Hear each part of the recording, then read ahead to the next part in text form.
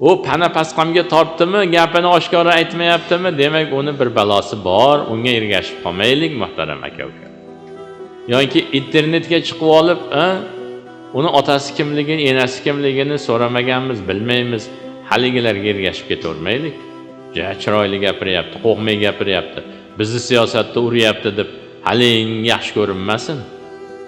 Haligilardan-da u siz bilan bizni adashtirmoqchi bo'lganlardan. Siz bilan bizni o'rtamizni buzib, boshimizga o'sha Suriyani yoki Iroqni yoki bo'lmasa mana Afg'onistonni kunini solmoqchi-da. Ana shularda o'sha yerda ham, mana Suriyada ham avval mana shunaqangi odamlarda ichida ahli ilmlarni yomonlash boshlangan.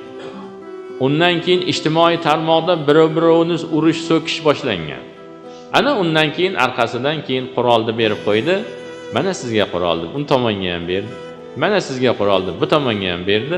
Musulmonni o'ldirishni boshladi-da. Qarang. Hatto o'sha yurtda tezroq chiqib ketsam bo'ldi deb uchib ketayotgan samolyotni qanatiga osilib ketaman dedi-da. Televizorda ko'rsatdi shuni. Bo'lmasam uchayotgan samolyotni qanatida hech kim ketilmaydi. O televizorlarda ko'rsatgan, kinoda ko'rsatgani to'xtab turgan samolyot o shamada qilib turib ko'rsatgan. Supermenlarni ketishini. U ketalmaydi Supermen bo'lsa ham.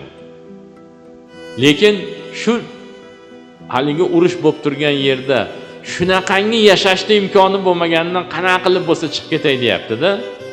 50 kishilik qayiqqa 500 kishi o'tirib olib anakka borib cho'kib ketyapti. Shu yerdan ketib olsam bo'ldi. Uni cho'kib ketishini ko'rinib turibdi, lekin shu yerdan ketib olsam bo'ldi deyapti-da. Alloh asrasin o'shanaqangi ish bo'lib qolishlikdan. Shuning uchun hammamiz o'sha podsholarimizga birlashib, o'sha kishini orqalaridan yurib, o'sha kishini qo'llab-quvvatlab, o'shanaqangi bizni tafriqaga solaman deganlarga aldanib qolmaylik. Siz bilan bizni o'rtamizni buzaman deganlarga hushyor bo'laylik. Buni alohida organda ish demaylik. Har birovimizning vazifamiz bu. Mo'minmizmi? Demak, mo'minlarni saqlashlik, ularga yaxshilik istash har birovimizning vazifamiz. Shuning uchun muhtaram aka-ukalar, biz mana shu bitta hadisni agar yaxshi bilib olsak, mana hozir bitta hadisni sharhladik xolos. Shuni agar yaxshi bilib olsak, shunga amal qilsak, demak adashmasdan shu dunyomiz ham oxiratimiz ham obod bo'lib ketar ekanda.